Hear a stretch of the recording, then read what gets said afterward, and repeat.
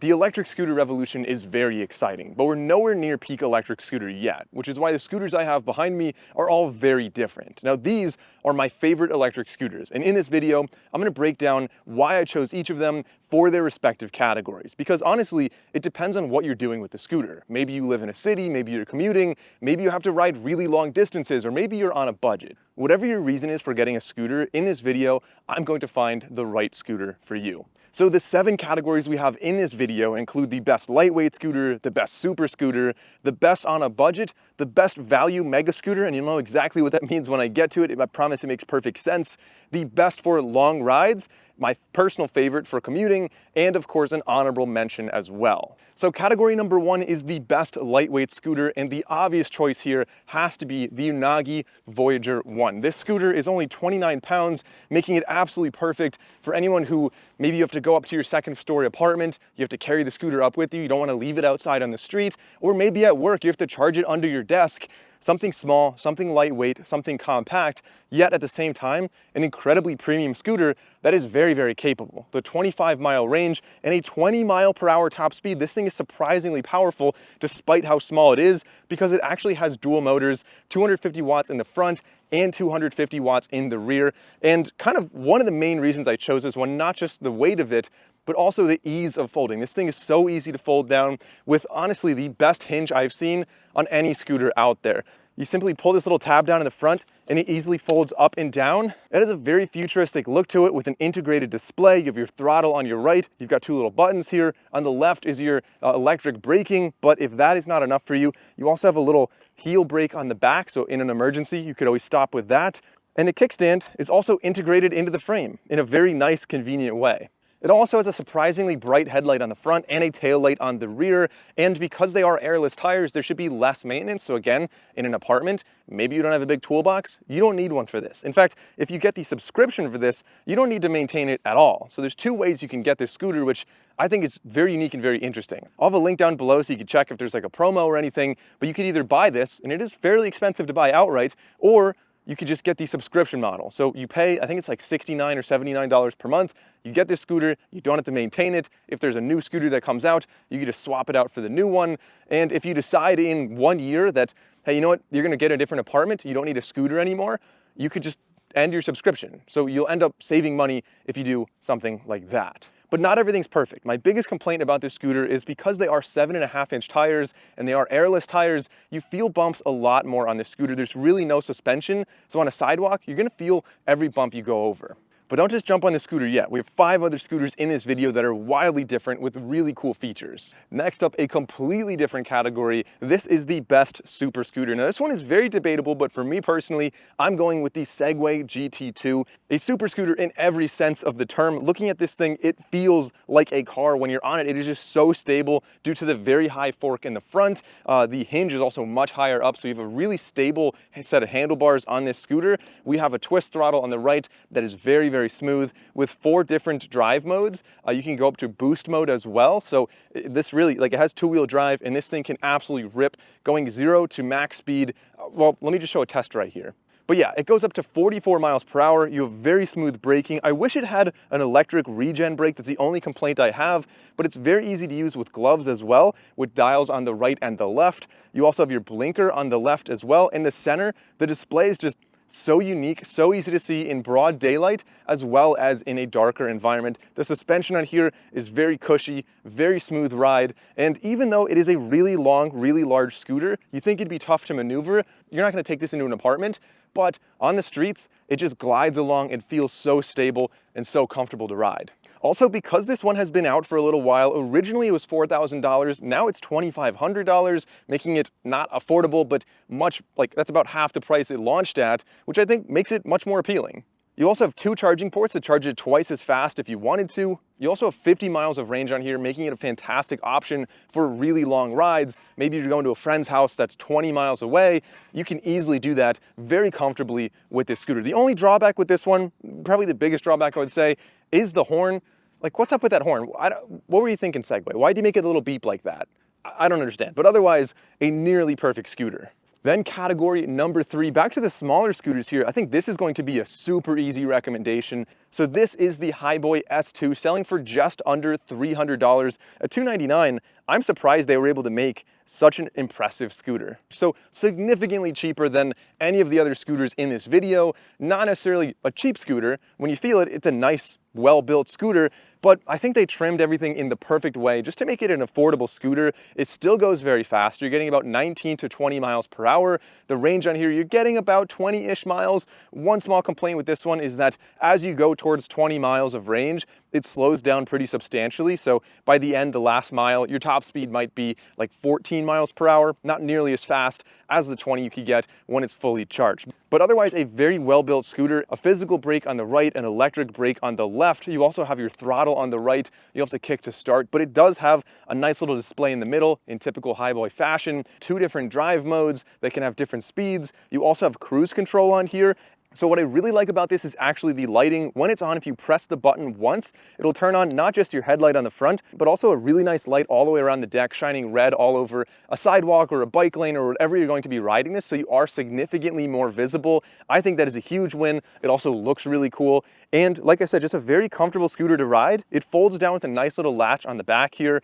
Some other things to note with this scooter, it does have slightly larger wheels than the Unagi, so it is a little bit smoother, but they are still airless tires, so the benefit of being less maintenance, you're not gonna get a flat on this, that's pretty beneficial. And in the front, we have a 350 watt motor, so not quite as large as some of the others that have 500 watts, which means some hills for some heavier riders may be a little bit more of a struggle. But for $299, like, you just really can't beat this scooter.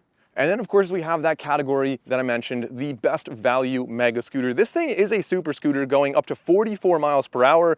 Means you could basically go on roads depending on the laws in your area, but you can keep up with traffic. This is a very powerful scooter, dual motors, it can do burnouts. It's incredibly powerful, very, very fast. And unlike the other ones, like I mentioned, that are about $4,000 MSRP or at least $3,000, this one, you're looking at about half the price of that. Yet at the same time, it has a lot of really cool features, very solid brakes on the right and the left. You have a finger throttle on the right, as well as 4 buttons that can control your drive mode. You have 5 different drive modes, or 5 different speeds rather. And so you can start off driving pretty slow as you get comfortable and eventually go up to like literally doing burnouts with this thing if you go full throttle. On the left, of course, we have our horn, which in typical Cabo fashion is a very, very loud horn. And while I powered on to show you guys the horn, it actually has an NFC key as well. So when you turn it on, you have this little key, you tap on it, and that will unlock your scooter using NFC. Pretty cool, pretty futuristic, but like I said, we have a really great horn on here and a really great headlight. Cabo just crushes it with both of those. Having the dual stem in the front just kind of gives you more real estate to add things like that, and I'm really happy about it. But let's check out this horn. So if I just press the horn, it's like a car horn. This is literally a car horn on here, making it like, it's just very, very loud. In addition, it does fold down at the base there. You have 4 little screws you have to loosen to do that, which is a little bit cumbersome to do, but at least I'm confident that it is going to stay solid while I'm riding at those higher speeds. Again, it has a really nice wide deck, has really cool lights on the bottom as well. You can see when I hit the brakes, it flashes on the front and on the rear. Overall, just a really solid scooter at a really competitive price. So that is the Cabo Wolf Warrior X Plus. By the way, I'll have links down below to all of the scooters in this video. They are affiliate links that do help the channel out. So if you appreciate this video, consider purchasing your scooter through that link down there. If you don't want to do that, if you're not comfortable with that, totally fine. I won't be offended. But if you want to support the channel, that would be a great way to do that at absolutely no cost to you. And then second to last category in this video, my personal pick for a commuter scooter. I know we have a nice budget one, we have a nice lightweight one, but if you don't really care about the weight of it, or if you don't really care about the price of it, this one kind of meets in the middle with a comfortable weight, a pretty competitive price, but all around a really solid scooter that I highly, highly recommend. I've been riding this thing for about 2 years now, and every time anyone comes over to my house or my brother comes over and it's like, hey, let's go for a ride with scooters, everyone's always fighting over this one because it's just such a nice scooter to ride. It's kind of hard to explain why that is. There's no specific feature that makes it better, but all around, it just is the full package. It goes 20 miles per hour. It has cruise control. It has 45 miles of range, which is longer than the other lightweight scooters in this video. It also folds down really nicely with a carabiner style clip on the top, and it actually has a built-in bike lock down here that allows you to, like, yeah, somebody could cut it. I wouldn't leave it out on the street overnight, but if you have to run into a store really quickly, it keeps people honest. No one's gonna just grab it and run. unless they just happen to have wire cutters in their pocket. In addition, it does also have a 3-digit pin built in, so you can lock it like that. It has a bell on the left side as well as a handbrake, and on the right side is your throttle. We've got a nice headlight on here and a tail light, 500-watt motor. Like I said, this is just a solid all-around scooter. This is the GoTrax G-Max Ultra. Kind of a strange name, but I'll have a link to it down below. It's kind of hard to find if you just Google it for some reason. I don't know why GoTrax doesn't really, they kind of hide it on their website, but it is such a good scooter. Highly recommend it. Oh, and it actually has air in its tires, so it's a more comfortable ride. And then finally, the best scooter for long rides. This is none other than the Apollo Pro, a scooter that I reviewed a little while ago, and honestly, there's a lot to like about this. So the Segway is a great scooter too, but the Apollo has some features that specifically make it better for longer rides. It just makes it more easy. So for one, it has a quad lock phone mount. So if you have the phone case from Quad Lock, you can snap your phone in on top of the display from Apollo. That will have your phone there, which is great for, you know, Apple Maps, Google Maps, whatever navigation. In addition, you can also connect your phone to the scooter and use the scooter as a Bluetooth speaker, again, making the ride a little bit more fun. It has larger 12-inch tires with front suspension and a rear little rubber block to suspend back there, making the ride very, very smooth, so little bumps are absolutely no problem. Again, just a little bit more comfortable on a long ride. The larger tires do slow down the acceleration, so I'll show you an acceleration test right here. It goes 0 to 30 in about 6 seconds. Not the fastest acceleration, but you still do have a top speed of about 42 to 44 miles an hour, somewhere in that range, depending on the rider weight.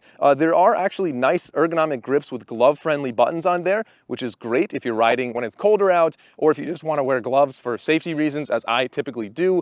That's all really nice to have. It's IP66 water resistant, and the unibody frame just looks so futuristic with lights on the stem on the front as well as on the side and on the back. All of those are customizable in the app for whatever color you want. You can hit the brake and have them all light up red. Like, it's just a really cool setup for a scooter. It kind of looks like a Cybertruck, just a really futuristic scooter that every time I ride it, like, you're always making friends with this thing. People are always stopping you to ask about it, and like, it's a cool piece of technology. And unlike the Segway, it does have regen braking to kind of extend your range. You should be getting somewhere between 31 and 62 miles of range, so maybe like 45-ish is probably a safe bet for how far this would go.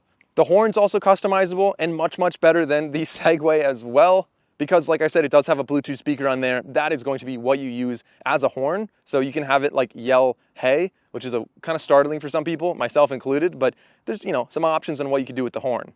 You also have blinkers on the handlebars, so turning is a little bit more visible to other people, a little bit safer as well. And this scooter in general, like, I met the team, they're in Canada, they're really nice people, and they really clearly think outside the box, and honestly, you can tell they're not doing it as a quick little cash grab. Like, they're designing the scooter because they really like it. Honestly, I don't know how much money they're making on this scooter. It came out at like $3,800. Now I'm already seeing it much lower, like $3,200, $3,300. But for the price, like, it's definitely not a cheap scooter. The Segway is definitely cheaper and goes the same speed, and in my opinion, is a more stable ride, but I don't know, this is a cool scooter. I think some people would really like it. So those are my picks for the best electric scooters you can buy this year. I love making this video. These were so fun to ride, but let me know what your pick is in the comments down below. And a little honorable mention here, honestly, if you get anything from the Segway 9-bot lineup, they have a lot of different scooters, a lot of different prices, a lot of different sizes. They're always going to be great scooters. The reason I chose these other three as the smaller scooters mostly is because of the price point of them. The 9-bots tend to be a little bit pricier, but like I said, those are my picks. Let me know what you think in the comments down below.